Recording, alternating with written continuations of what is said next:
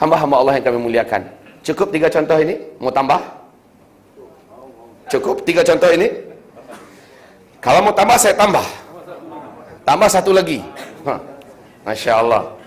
Tambah 1 lagi. Nanti habis tambah 1 lagi, 1 lagi Pak Ustaz. Tak apa, insya Allah. Sekarang ini cerita yang Allahu Akbar, Allah saja yang Maha Kuasa. Seorang ibu, ada videonya, kalau nanti saya ada waktu saya tayangkan, tapi tak ada waktulah, saya jamin tak ada waktu. Seorang ibu di Makassar. Makassar tahu? Sulawesi, ya. Ibu ini adalah seorang guru di sekolah menengah atas milik kerajaan, milik pemerintah. Ibu ini anaknya divonis oleh dokter kanker darah.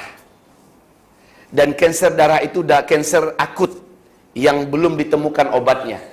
Kalaupun ada obatnya belum tentu sembuh 100%. 2 orang, jadi kanker darah ini Pak, dari pori-porinya mengeluarkan darah. Pori-porinya mengeluarkan darah, dari rambutnya mengeluarkan darah. Anak gadis, ya, dari seluruh gusi-gusinya mengeluarkan darah, hidungnya mengeluarkan darah. Subhanallah.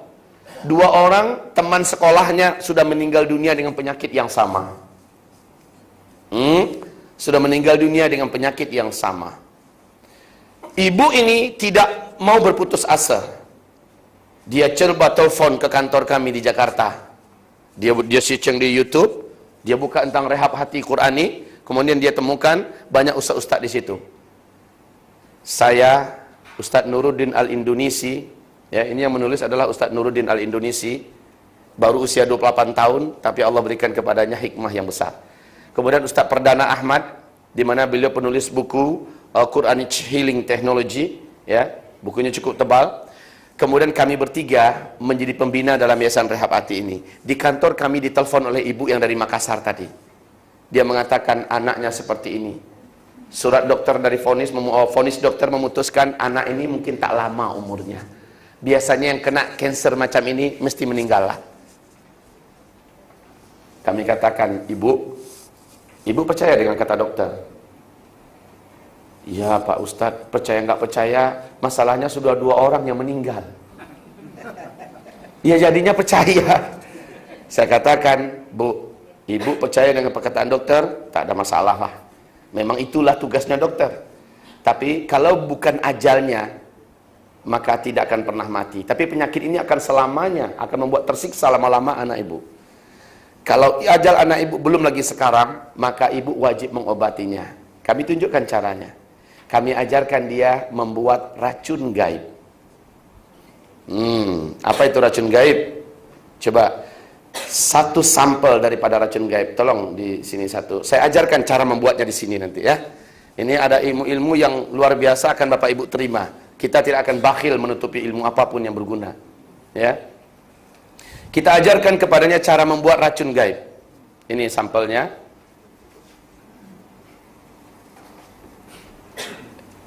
Racun gaib, dia dibuat komposisinya adalah dari madu yang murni.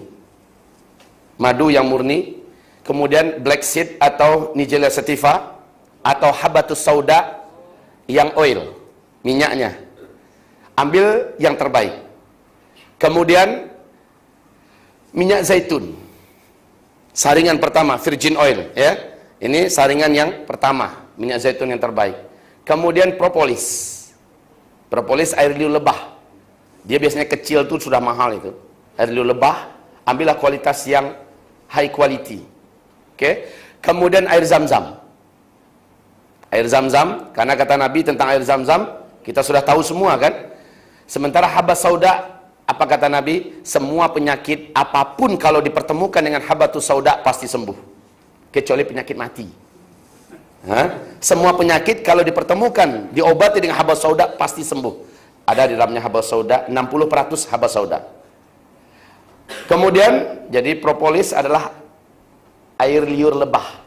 Dan ini medis internasional sudah mengakui dahsyatnya air liur lebah. Kemudian ditambah lagi kurma ajwa Nabi yang tumbuhnya di Madinah. Alhamdulillah saya diberi oleh Allah izin untuk boleh berangkat dalam setahun itu mungkin 2 kali 3 kali ke Tanah Suci. Pulangnya selalu saya bawa sekardus besar kurma ajwa, kualitas yang terbaik. Kemudian garam bukit. Nah, di Malaysia ini ada garam bukit. Di Indonesia belum ada garam bukit.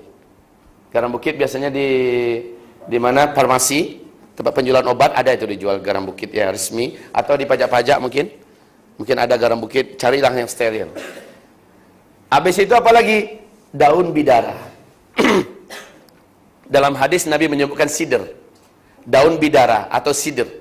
Daun bidara ini kata Rasulullah adalah daun yang dapat daun bidara. Tahu daun bidaranya? Hah? Ini kaum muslimin 7 helai saja. Kalau seandainya ada daunnya. Jika tak ada, ekstraknya boleh. Yang berbentuk tepung. Tak masalah. Hah? Lalu tumbuk halus kalau daun. Tumbuk halus, masukkan. Setelah itu madu, habas sauda, minyak zaitun, zam-zam, propolis, garam, kurma ajwa, apa lagi? Daun bidara. Sudah ya? Oke. Disampaikan pada ibu itu. Bu, sekarang ibu buat compositionnya macam ini. 60%-nya adalah habatus sauda. Kemudian minyak zaitunnya 20%. Kemudian madunya ambil 5%.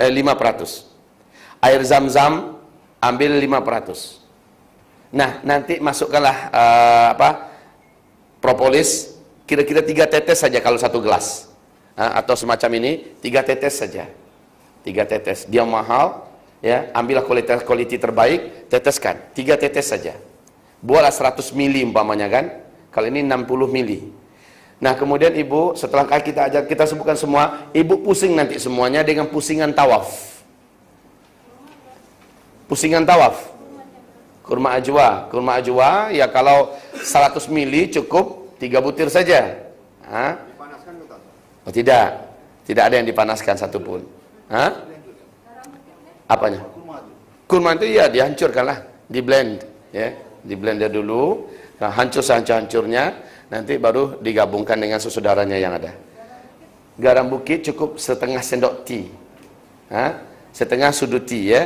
Kemudian campurkan. Kalau 100 mili ya, kita cerita 100 mili lah nih. Kemudian bu, putarkan, pusingkan dengan pusingan tawaf. Jangan selama ini kebalik, orang selama ini sering memutar itu dari kiri ke kanan. Kali ini tidak. Alam semesta ini Allah rancang dengan putaran tawaf. Seluruh orbit alam semesta ini putaran tawaf. Ya, bahkan sirkulasi darah dalam tubuh kita adalah putaran tawaf. Dari kanan ke kiri. Kebalikan arah jarum jam. Kalau orang barat selalu dari kiri ke kanan. Mereka terbalik semua. Apa yang dibuat oleh orang barat itu terbalik semuanya. Sementara Islam mengarahkan kepada fitrah. Jadi kaum muslimin, sambil ibu memutar dengan pusingan tawaf, bacakanlah ayat-ayat Al-Quran berikut ini. Kita ajarkan kepadanya. Yaitu Al-Fatihah, bu, bacakan 11 kali. Di telepon, dia catat. Bacakan ayat kursi 11 kali. Setiap kali selesai baca, tiupkan. Upayakan bacaan kita ini dekat dengan benda. Ya, nantilah saya ajarkan ini. Ya, saya ajarkan langsung. Ya. Kemudian setelah itu bacalah ayat-ayat sihir. Itu ada di buku. Di buku kita ini ayat-ayat sihir ada. Bacakan ayat sihir ke situ. 3 kali aja cukup. Masing-masing ayat baca 3 kali. Tiupkan lagi. Ibu kemudian tutuplah dengan 3 kul. Ibu bacakan, tiup. Bacakan, tiup, bacakan, tiup. Setelah itu bu, selesai. Tutuplah dengan doa pribadi kepada Allah. Doa dengan bahasa manusia, bahasa kita sendiri. Ya Allah, anak hamba seperti yang engkau ketahui terserang penyakit kanser darah. Ya Allah, hanya engkau Asy-Syafi, engkaulah sang maha penyembuh. Sembuhkan anak hamba ya Allah, sembuhkanlah anak hamba. Ya, jika penyakit ini adalah medis murni alami, engkau yang berjanji bahwa cairan mulia ini satu persatunya berkahnya dari engkau, dan engkau menjamin kesembuhan. Ditambah lagi ayatmu yang hamba bacakan tadi, ya Allah, engkau menjanjikan bahwa obat bagi segala penyakit. Semuanya telah hamba lakukan, ya Allah, kabulkanlah. Tapi apabila penyakit hamba, anak hamba ini, putri hamba ini adalah karena gangguan jin dan setan, adalah kiriman orang-orang jahat, orang-orang pendengki. Hancurkan semua makar mereka ya Allah dengan berkah ayat-ayat Al-Quranmu. Setelah selesai, tiupkan, lalu bacakan la haula wala quwata illa billah 3 kali. Setelah itu tutuplah dengan salawat kepada Rasulullah sallallahu alaihi wasallam. Ibu tersebut kenapa hanya lewat telepon? Dia nak bawa anaknya ke Jakarta. Kita larang, Bu, jangan bawa anak ibu. Repot. Ibu hanya susah menghabiskan uang, habiskan masa. Ibu dengar saja baik-baik. Maka kita sampaikanlah macam tu. Subhanallah, Subhanallah, waktu kita memberikan pelatihan kursus macam ini di Gorontalo, ya, saat itu dia datang. Dia datang.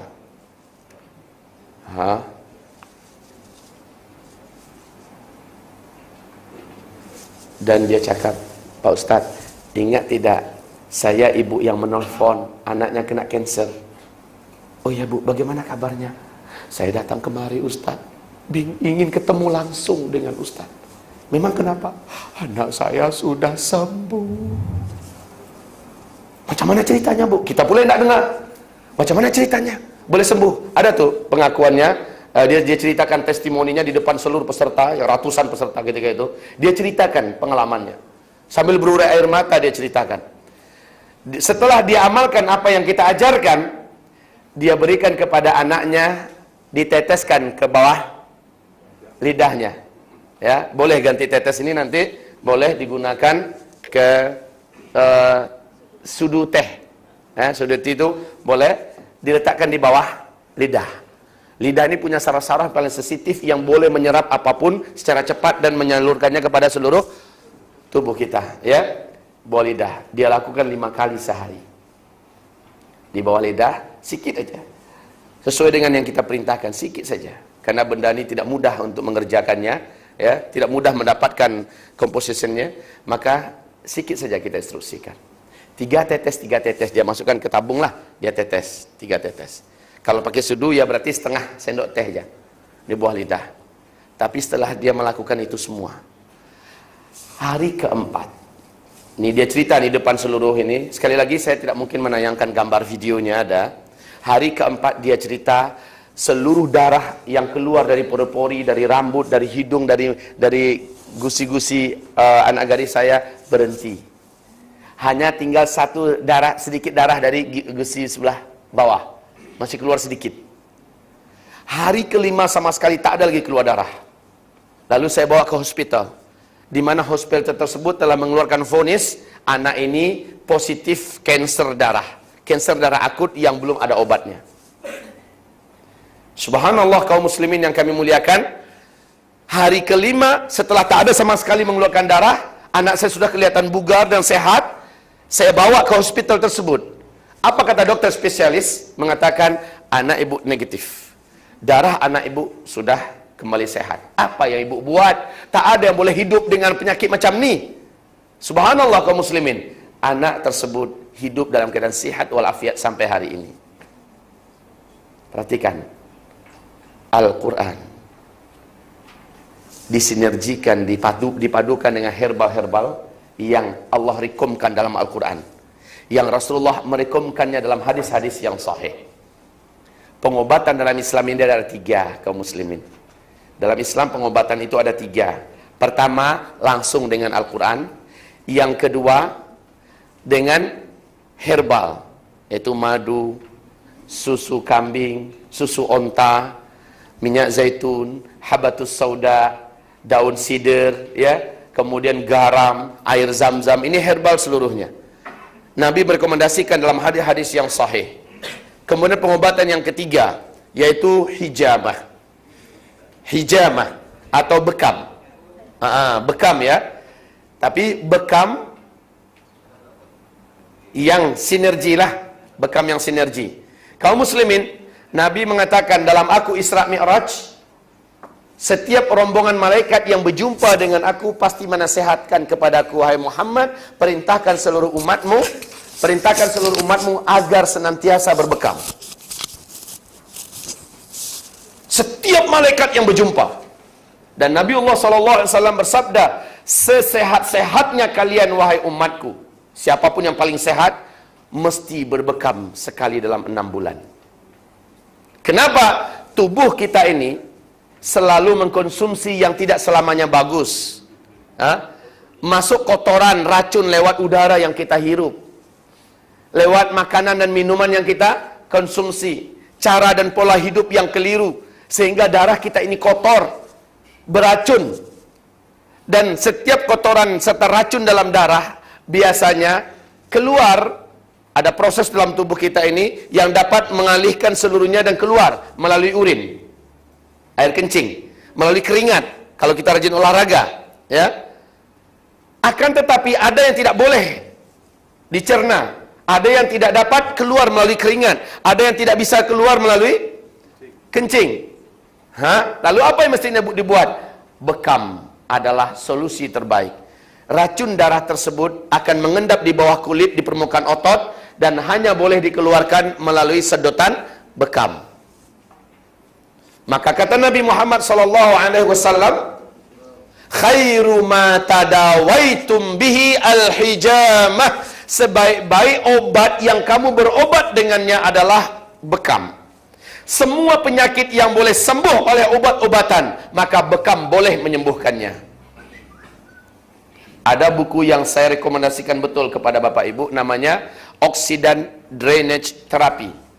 Buku ini telah dipersembahkan di London di hadapan puluhan dokter-dokter ahli spesialis berbagai macam penyakit, dipresentasikan oleh Ustadz Azib.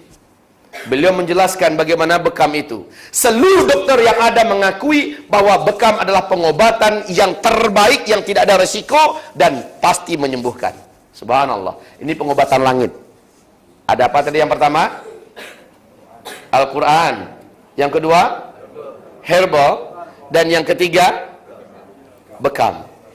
Seandainya ketiga-tiga ini disinergikan, membekam sambil mengherbal, sambil meruqyah, kemudian yang bersangkutan juga diberikan herbal yang juga telah diruqyah, Allahu Akbar. Allahu Akbar. Dan ketiga-tiga perkara itu diuraikan dalam buku Ensiklopedi Pengobatan Islam. Ya. Herbal apa? Madu dicampur dengan ini. Bagaimana caranya? Untuk menyembuhkan penyakit apa? Secara herbal diuraikan dengan rinci di sini. Lalu penyakit ini, apa ayat yang akan dibaca? Bagaimana caranya? Diajarkan di dalam Ensiklopedi Pengobatan Islam ini. 10 tahun dokter itu di Madinah Al-Munawwarah sampai meninggal Rasulullah SAW. Dia tunggu beberapa bulan setelah Rasul meninggal. Ada tidak orang yang tidak diobatinya? Ada pasien tidak? Tidak ada. Lalu dia pulang balik ke Romawi, dia kembali ke Konstantin, jumpa kembali dengan Heraklius. Apa pernyataannya? Saya belajar lama dalam dunia kedokteran. Ilmu saya sangat berguna buat manusia.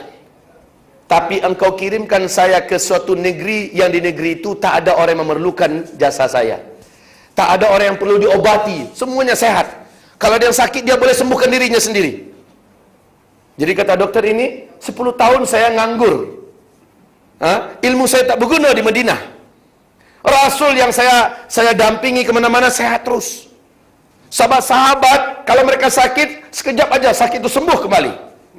Mereka boleh mengobati sendiri. Herbal, bekam, dan jadi untuk bekam, upayakanlah setiap kita minimal lakukan sekali dalam 6 bulan. Dan Nabi sangat menganjurkan setiap tanggal 17, 19, dan 21 bulan-bulan Hijriah berbekamlah. Siapa yang berbekam pada tanggal itu 17 atau 19 atau 21, pasti penyakitnya disembuhkan oleh Allah Subhanahu wa taala. Ya. Jadi upayakan. Bekam itu pun tidak sulit. Tidaklah payah, tidaklah rumit. Semacam mana ruqyah. Ruqyah juga tidaklah sulit, tidaklah rumit. Hanya saja mau tak? Percaya tak? Soalnya di dalam Al-Quran surah Al-Isra, Allah Subhanahu wa taala berfirman, "Wa tunazzilu minal Qur'ani ma huwa shifaa wa rahmatul lil mu'minin." Kami jadikan Al-Quran ini sebagai obat dan sebagai rahmat bagi orang-orang yang percaya. Jadi kalau tak percaya, Allah tak ada tuh. Terlalu berlebih-lebihan. Kalau ada sakit ya berobatlah. Tak ada tuh Al-Quran ini tak boleh menyembuhkan apa-apa. Kalau macam itu, Allah pun tidak izinkan Al-Quran ini berfungsi untuk dia. Karena dalam ayat tadi dikatakan lil mu'minin, untuk orang-orang yang percaya. Untuk orang-orang yang percaya. Kalau ia tak percaya, maka Allah tak bagi. Hamba-hamba Allah yang kami muliakan, saya rasa cukup sebagai pengantar ya. Sebagai pengantar bahwa sesungguhnya siapapun kita boleh melakukannya. Jadi tak ada lagi ketergantungan pada ustaz. Apalagi antri di depan rumah rawatan ustaz. Kenapa ngantri? Saya sakit saya sakit ini, saya sakit ini. Ustaz ni hebat meruqyah. Dia bacaan-bacaannya, Masya Allah. Al-Qurannya, ruqyahnya, baca doa nabinya, Masya Allah. Zikirnya, Masya Allah. Ketergantungan pada ustaz. Tadi sudah saya katakan 3 cerita, dan cerita ini betul-betul telak, betul-betul akurat, betul-betul luar biasa, dan semua pelakunya orang biasa. Macam bapak ibu juga. Kalau bapak ibu minta tambah, saya tambah lagi. Cukup, ya, udah kenyang lah. Udah kenyang lah, ya, ya. Kalau tak yakin boleh juga. Kenapa? Kalau kita percaya tapi orang tu tak yakin. Sabar. Oh, pasiennya tak yakin. Kalau dia tak yakin, tak payahlah. Tinggalkan saja. Allah pun tak bagi kepada orang yang tidak percaya. Jadi makanya biasanya dalam ini kita ajak orang-orang untuk yakin tak kalau Allah boleh menyembuhkan awak. Yakin katanya. Sekarang Allah menurunkan Al-Quran. Allah menyebutkan bahwa Al-Quran ini obat. Awak yakin tak? Tanyakan macam itu. Awak percaya tak? Maka bila ia masih mengangguk, saya sangat percaya. Kalau begitu, dengarkan berikut ini. Rahmat Allah akan turun untuk awak. Kemudian ayat Al-Quran ini akan menjadi obat buat penyakit awak. Boleh lakukan. Ya, semua kita tanamkan keyakinan itu terlebih dahulu. Tapi ingat, dalam pelatihan ini kita akan sebutkan ada shield, ada benteng, ada penghalang yang menjadikan Al-Quran ini tidak berfungsi kepada orang itu. Atau kita yang membacakannya tidak berkah bacaan kita. Ini yang mau kita sampaikan hari ini. Kita perlu tahu kenapa. Saya sudah baca, saya sudah doakan, kenapa tak jadi-jadi? Mungkin cara kita membacanya tidak sesuai, atau keyakinan kita, atau ada penghalang dari diri kita yang harus kita sedari. Atau yang kita bacakan ternyata masih punya tembok yang sangat kuat. Dan Allah selama dia tidak buang tembok yang ada pada dirinya, yang ada di hatinya, Allah tidak mengizinkan Al-Quran ini dapat menyembuhkannya. Apa itu contohnya? Dia masih sombong terhadap kebenaran, contohnya. Dia masih angkuh di hadapan agama Allah ini. Dia masih sombong kepada Allah. Dia masih banyak meremehkan dan melecehkan ajaran Islam ini umpamanya. Atau dia masih musyrik, masih bergantung kepada selain Allah. Maka selama itu masih dia jaga, selama itu dia diharamkan oleh Allah dari kebaikan mukjizat Al-Quran. Oke? Jadi makanya pelatihan ini, kursus ini mengantarkan kita kepada bersih lahir batin. Mempunyai keyakinan yang kuat dan mantap. Dan kita punya kepercayaan diri bahwa kita boleh melakukannya sendiri. Baik, Bapak Ibu yang kami muliakan, insyaallah ta'ala setiap kita sudah ada bukunya. Sudah ada bukunya. Sekali lagi saya katakan, seluruh materi yang akan kita sampaikan ada di sini. Bila tidak ada instruksi dari saya jangan menulis, maka jangan ditulis. Ya, semua yang saya sampaikan rata-rata ada di sinilah. Namun nanti ada perkara-perkara yang memang tidak ada di buku dan saya silakan tulis. Baik, contohnya apa? Contohnya berikut ini ya. Saya dibagi tahu pukul 10.30 kita break. Betul? Oke. Ada waktu kita 20 menit. Saya nak sampaikan dan ini tak apa tulislah. Ciri-ciri bahwa seseorang mengalami gangguan jin. Ketika Nabi meruqyah orang, bismillahirrahmanirrahim, min kulli syai'in yu'dhik wa min syarri kulli nafsin au ainin hasid, atau dari ain yang dengki.